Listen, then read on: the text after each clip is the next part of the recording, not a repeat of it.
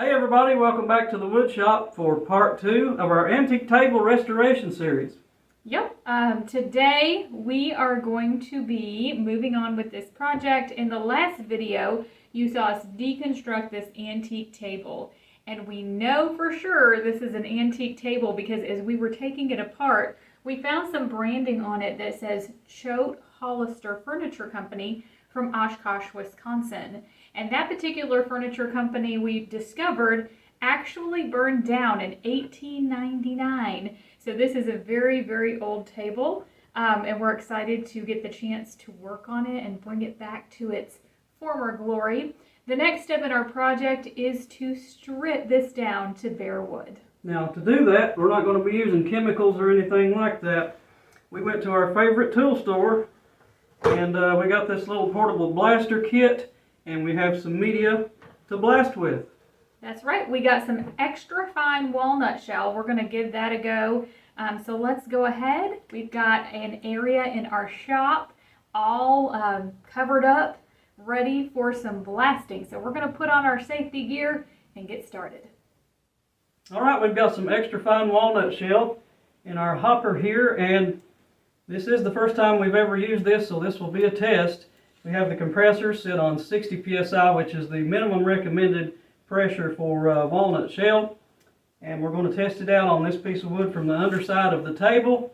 And it's not got any finish on it, but it's just really dirty. It needs cleaned up anyway, so we'll test on that.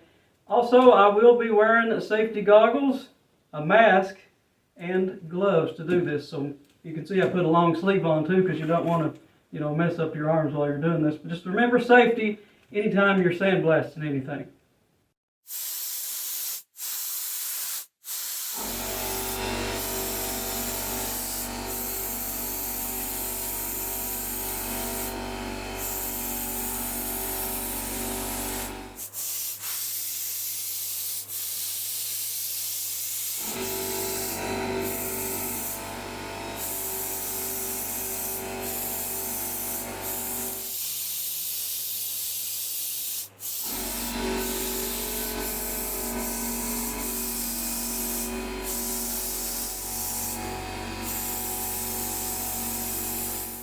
Well, here's the board we've been blasting, and you can see the difference between it and one that hasn't been blasted yet.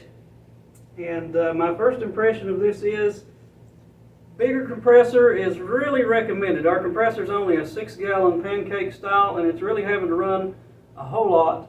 And we started out at 60 psi, and I've already moved it up twice.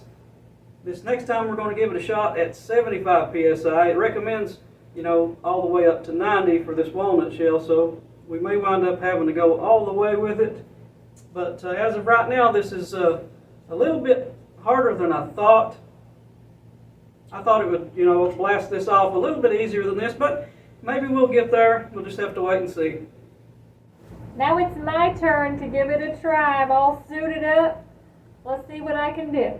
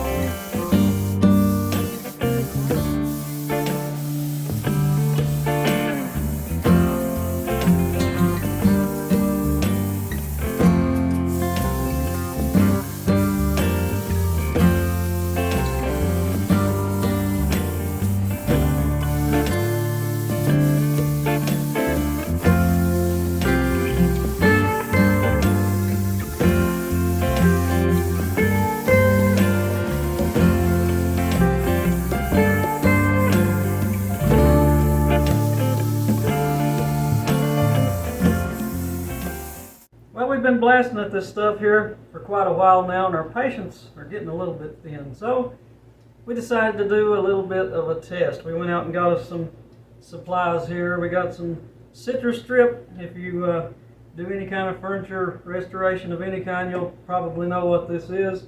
Got us some safety equipment here and such. And we're going to try a different approach. That's right. So we'll probably still do some sandblasting over in the corner while this sits up. This is a piece of apron or skirt that we've already blasted. This is a piece that we have done nothing to. So what we're going to do is apply some Citristrip to both of these pieces. We'll let this one sit for probably about 15 minutes. We want to be really cautious. We hesitated about using a chemical stripper anyway just because of how old this piece is, and we were afraid of damaging it, but we're going to be very cautious. Let this one sit for about 15 minutes, come check it. This one we'll probably let sit a little bit longer, probably the 30 minutes that's on the directions. We'll wrap it up in some plastic wrap, come back after 30 minutes and check it to see how it's doing. But we're going to put our safety gear on and go ahead and apply this stripper.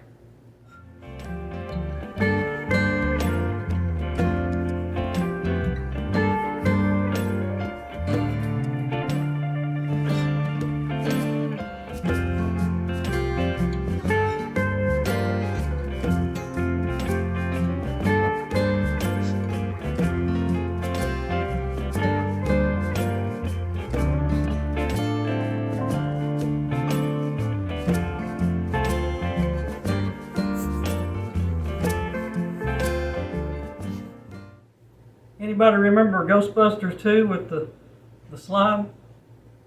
Anyway, we'll let this set up for a little bit. While we're doing that, we're going to do some more sandblasting.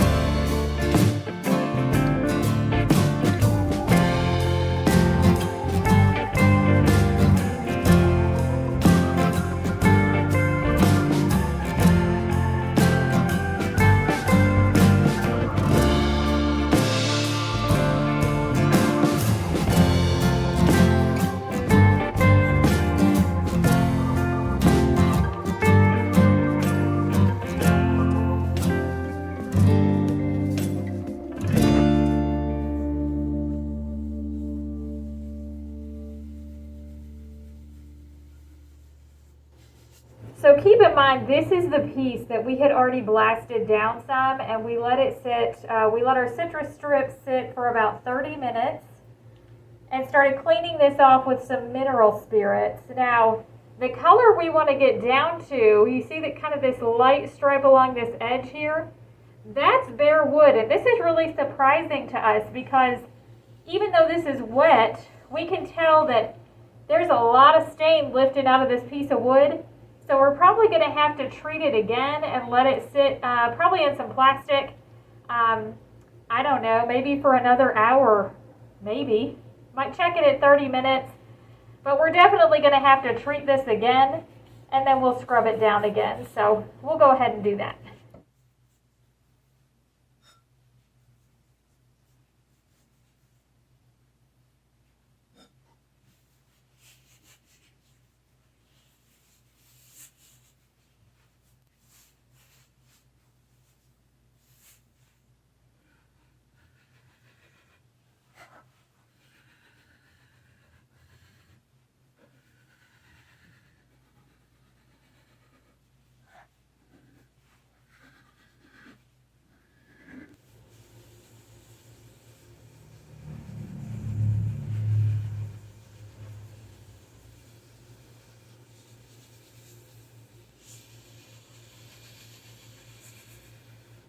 All right, so this is the piece of skirt that we had sandblasted, and we've coated it a second time with Citristrip and let it sit probably, it's been probably 50 minutes now. So we're gonna unwrap it, clean it as good as we can. If we're not satisfied, if we're not down to bare wood, we'll probably give it another coat and let it sit overnight. So I'm going to go ahead and tackle this and see what we get.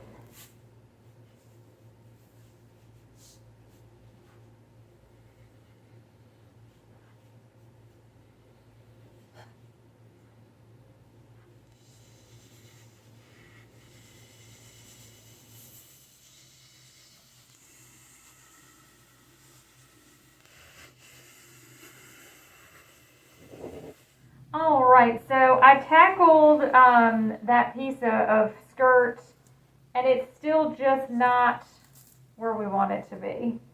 So we are actually going to coat all of the pieces of the skirt, wrap them in plastic, let them sit overnight, and then I'll come out in the morning and start cleaning and scrubbing with steel wool till we can, get as much stain as we can off. It's really, really down in the grain, so they're gonna need to soak overnight. So we're gonna do that, and then we'll let you know what happens tomorrow.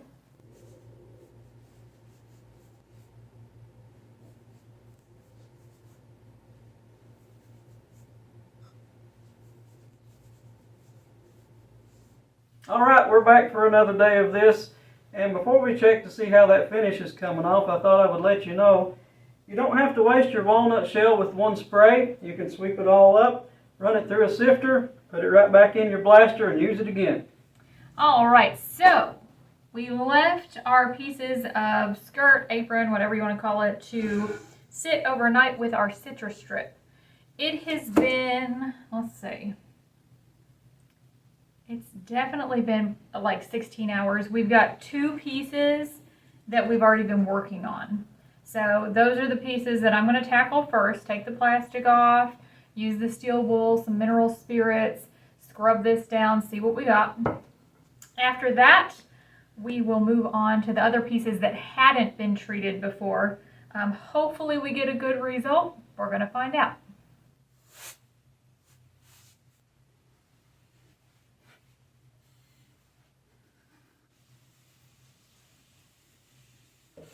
All right, so this is the first piece that we think is really, really done. We're not getting any more finish that's like rolling up. We don't have any more like sludge or gunkiness. We're a little bit concerned that the Citristrip may have discolored this wood. We are going to sand it down again after it completely dries and see what we come up with. But as far as the chemical stripper goes, I think it's done as much as it's going to do. So we'll go ahead and set this aside to dry and keep moving. All right, now we're going to go ahead and get started working on this top. As you can see, the owner has already sanded this down pretty good and stripped it. There is some stains. If you look real close, you can see some stuff is soaked in multiple places on the top of this.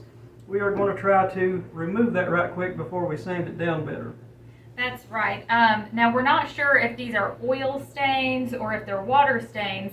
The method we're going to try to use is take some brown paper, lay on top, take a warm iron, not super hot, but a warm iron. If this is oil, our hope is that it will loosen that up and that the paper will suck it up. If it is water stains, that might be a little more challenging, but we're going to give that a try and see what happens. When we're done, we'll sandblast it a little bit and then take some mineral spirits to it to see exactly what we're dealing with. But we're going to go ahead and see if indeed these are oil stains and try to suck those out of there.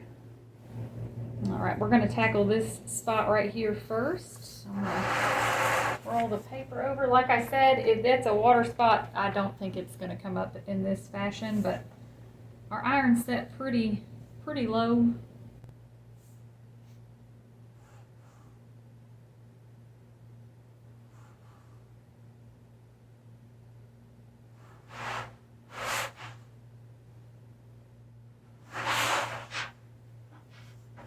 Doesn't look like much is happening there, so that may actually be a water stain.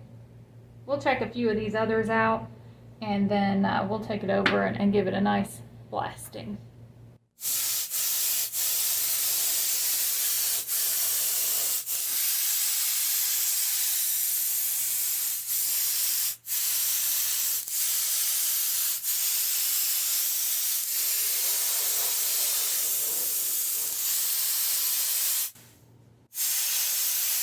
Now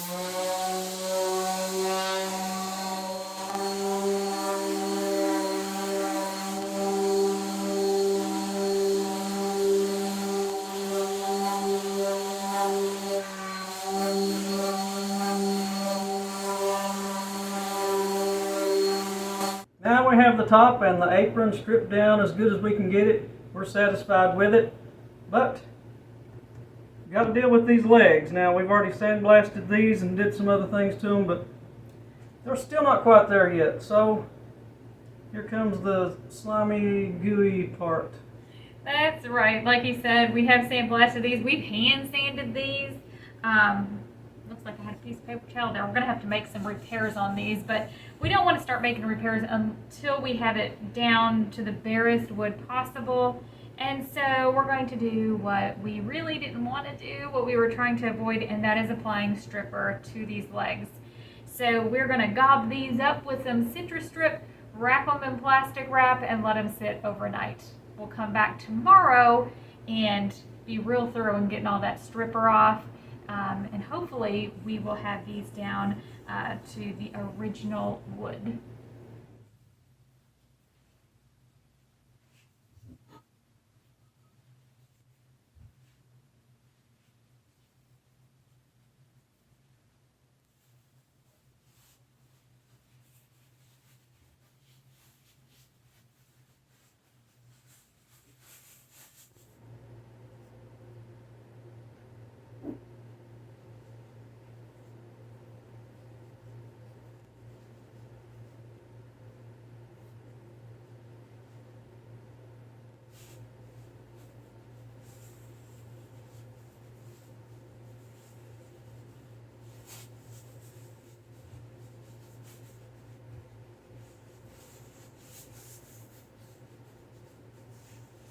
All right, we are back and I'm a wee bit nervous. We let these legs sit overnight. It's been about 24 hours and this plastic was not really good and tight in all of these crevices. So our stripper did dry in a lot of places. That means it's going to be a little bit more difficult to remove. It means a little extra elbow grease, maybe a little extra mineral spirits.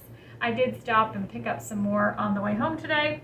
I also picked up some Scotch-Brite sponges. Last time I removed stripper, I just used some paper towel and our steel wool. I'm kind of glad that I stopped and got these. This will hold a little bit more mineral spirits as I work these down, which might be handy since this stripper has dried in a lot of places. So I'm gonna pop my gloves on and get to work.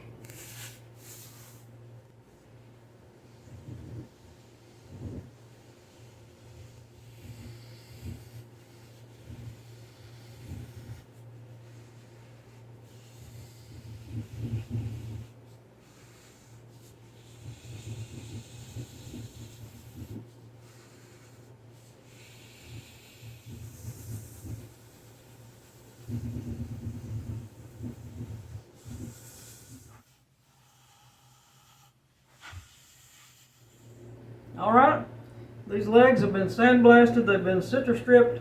Now they're cleaned up and had time to dry. They still need a little bit of work. So we made a little homemade device here called a sanding mop. If you want to see the video of us making this, Click here. so let's try this out on these legs and see what we can do.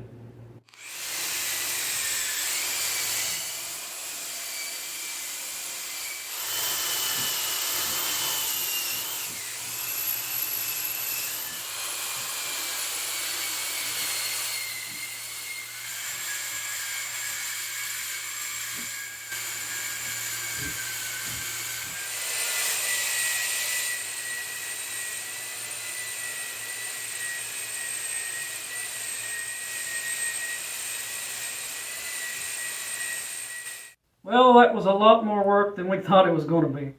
Yeah, it was. Fortunately, the owners of this table gave us an excellent head start on the top and had done quite a bit of sanding in advance. So thank them very much for that. These other pieces, apron wasn't too bad. And obviously it's because it's mostly flat.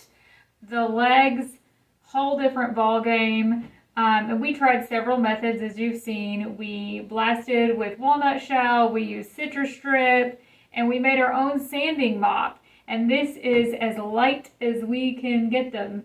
So, Thomas Johnson, he has done furniture restoration for more than 40 years, and we have been slowly becoming his students here on YouTube. And if he's been restoring furniture for over 40 years and says he sends his stuff out to the professionals to strip, maybe we should have taken that advice. But it's been a good learning experience.